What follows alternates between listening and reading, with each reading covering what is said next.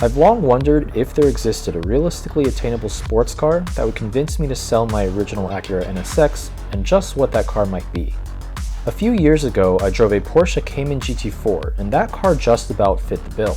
World-class chassis tuning, atmospheric powertrain, and a manual gearbox combined with great build quality? Sign me up. But I did have a couple of gripes, namely the unnecessarily long gear ratios and an engine that was special but not quite special enough. Still, I was impressed and knew I had to get behind the wheel of a 911 GT3 someday.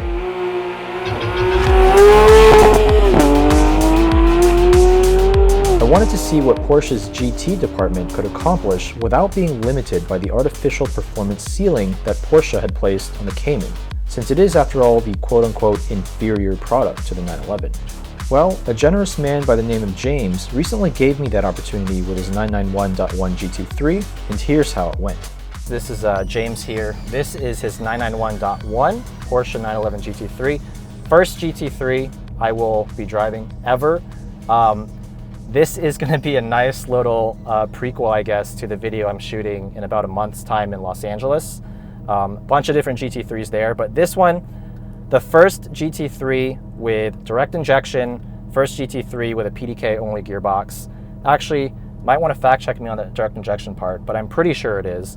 3.8 liter, naturally aspirated flat six, revs to 9 grand. You've seen all the videos on it. You've seen Chris Harris doing skids. Not going to go too much into that. All you need to know, 475 horsepower, sub 3,200 pounds.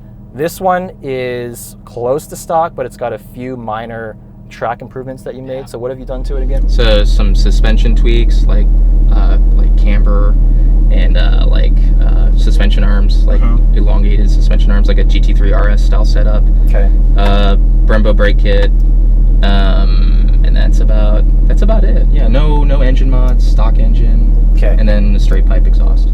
So pretty much as close to a stock 991.1 GT3 experience as we can get. Cool. Well, let's see how this thing drives. 42,000 miles on it. You said it's your daily driver. It's my daily. You put like 30K on it in like a couple months, a year or so. Yeah. It's already a very firm ride. You know, I've driven a GT2, 997, and a 981 GT4. Those ride a lot softer than this. Yes. Surprisingly. I think those suspensions have a little bit more rubber in them. This is all poly. All poly bushings. Yeah. Let's open it up.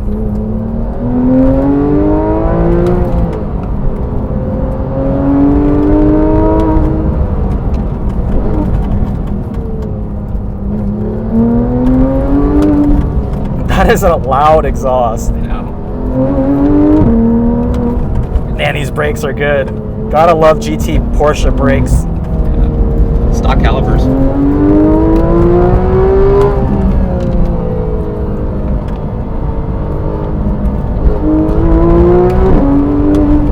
Dude, this engine's insane.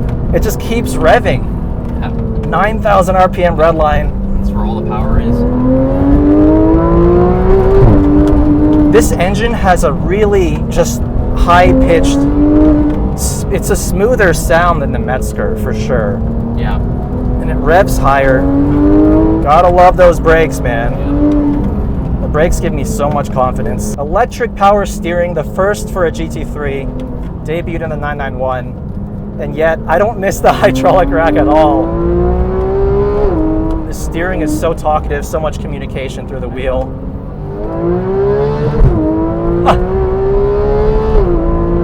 Jesus. Lots of grip. We're only on a Michelin 4S tire, so nothing crazy, but... Yeah, when it's got its track, Cup 2s, Goodyears, or Pirellis, it sticks. Yeah. At least these tires give you a lot of feedback. So the thing with this car is, on the straights, it's fast, but it's not break your neck fast. No. Everywhere else, though, is where this car corner really shines. speed, right? It's the entry, exit. Yeah. It's how much speed can you carry through. That's why, like, at track events, you can keep up with McLarens, Vipers, and stuff, because I'm light and I'm nimble, and I can carry so much more speed than those guys. Right. And it's a lot more controllable. A lot of those McLarens have so much torque that, if they've got the traction control on, it's just, you know, robbing power from them. So. Right. This has just the most linear power band you could ask for. I could not ask for a more communicative steering rack. How is this electric power steering? I don't know how they did it. This car is mind-blowing. Yeah, and then you can kick it up into high gear and turn it into a Volkswagen GTI. Yeah. Well, outside of the suspension being a bit harsh. Yeah. That's the thing I'm a little surprised about still. I thought with adaptive dampers, I thought the soft mode would be a little softer. Be a little bit more compliant. Yeah, the GT4 was that way. Like the GT4 in the firm mode, it felt just right for canyons. Soft mode was good for daily. Yeah. Or this soft mode feels like the GT4's firm mode yeah. and then some. But I guess that goes to show that the GT3 is still on a Big Daddy. another level. I think from a product standpoint, they still want the GT3 to be like the ultimate. They're very, even though they're coming out with a GT4 RS, yeah. like what is that going to be in comparison with the GT3 RS? Is it going to be at same to the GT3 in terms of speed and compliance or whatever and drivability? I don't know. I'm very curious. Because that, you know, there's only so much money in people's wallets. Like they're going to choose because there's some diehard Cayman people that like swear by that car. Definitely. Right? They want, you know, there's so many GT4 guys that are like swapping in new engines, doing crazy suspension stuff because they love the platform. I feel like GT3 folks are like, they just like it the way it is. I mean, the way it is perfect. Yeah. That 1-to-2 shift is a little brutal, actually. Do you ever just leave the transmission in automatic mode and just let it do its own thing? Yeah, sometimes. Can we try that? Yeah, you can. Let's try that. Yeah, let's try it. It's actually pretty PDK Sport's already on, right? Just All right, leave it let's like see what that. happens. So it's going to keep... It'll hold the gears for you, It'll hold the gears. Okay. Yeah. I mean, you just have to be on it. That's too good. It's not just the shift speed of the transmission, the responsiveness, but also the calibration of the systems. It just Everything knows works what gear together. you... Yeah. Mind you, that doesn't mean that it waits until red line every time. Like if you're partial throttle, it will short shift. And that's exactly what I want. Very good turning radius, surprisingly. It's that rear wheel steer. Ah, the rear wheel steer, that's right. Some people disconnect it. Some folks that have threes that track them, they think it intervenes too much. Okay. And they disconnect the motors. I could see how maybe at high speed it could feel a little funky. Obviously, we didn't really try that here, but my understanding of how it works is at low speed it turns in the opposite direction of the front wheels, and then at high speed, same direction. Same direction, yeah. Has your experience with it on track been fine?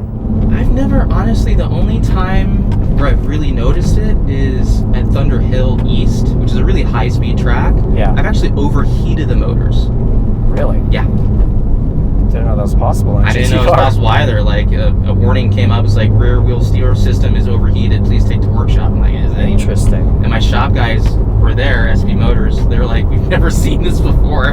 Just, you know, don't drive the car for like an hour and just let it cool down, and the turn back on the car is fine. Okay. Even at 70%, this car just comes alive. At low speed, it's like, oh man, it's like a firm suspension. It's kind of a slog. Yeah, but man, it really does come alive when you push it. It might seem like the most unsurprising conclusion that the 991 Gen 1 GT3 is right up my alley. It's worth pointing out, however, that it has two things I've long considered mortal enemies of driving enjoyment: the lack of a row-it-yourself gearbox and the inclusion of electric power steering. Yet somehow the GT3 manages to use these forbidden components to actually make the car more engaging and exciting to drive. I'm now a believer.